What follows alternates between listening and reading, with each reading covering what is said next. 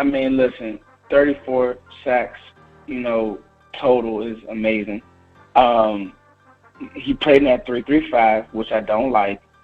He's only 239 pounds. But again, the traits, guy. What are we looking for? We're looking for traits. You look at the bend, you look at the vert, 36 inches.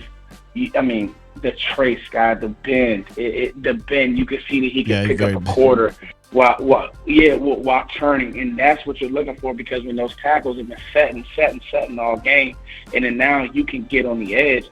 He's very Robert Quinn-esque. Robert Quinn, believe it or not, has had that's his comp for me, because Robert Quinn was a lighter guy coming into the league. He was. And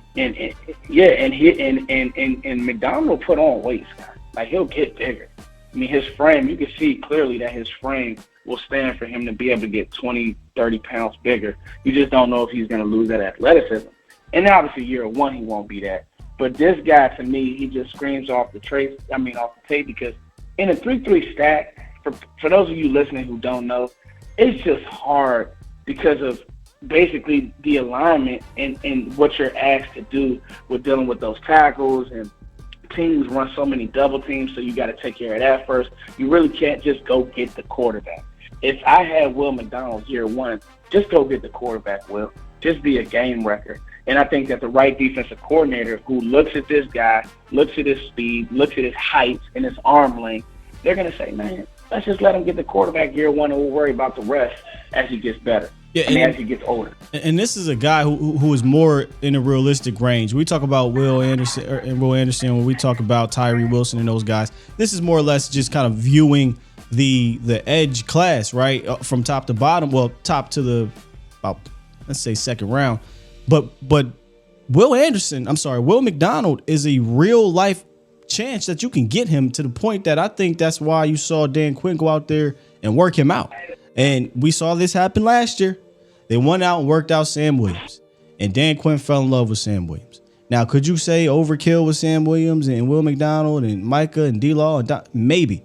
But again, going into next year or after next year, you're not going to have at least 3 or 4 of these guys due to them being on 1-year deals. So maybe Dan is looking ahead. Maybe the Cowboys look ahead and they just say, we can't pass up on a guy with these type of traits.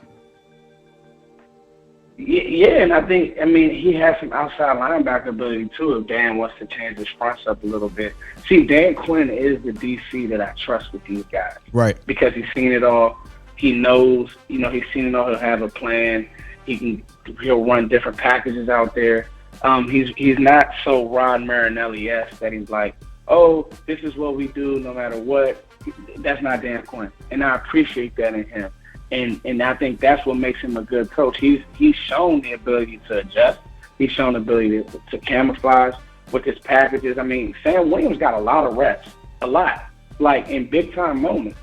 And that's the part where you say, if you did draft a Will McDonald, now you have Will, Micah, Sam, our veterans that we brought back, D-Law still, like, that's crazy. Yeah. And you always have to take that into account.